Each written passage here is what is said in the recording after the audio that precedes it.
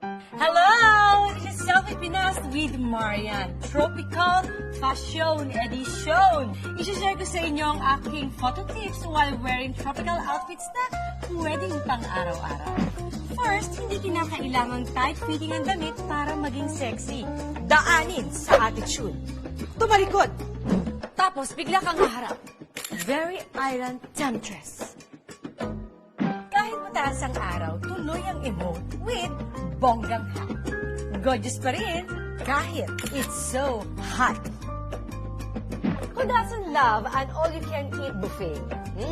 Best pantago ng tiyan, comfy dress, tote bag, para it's not obvious.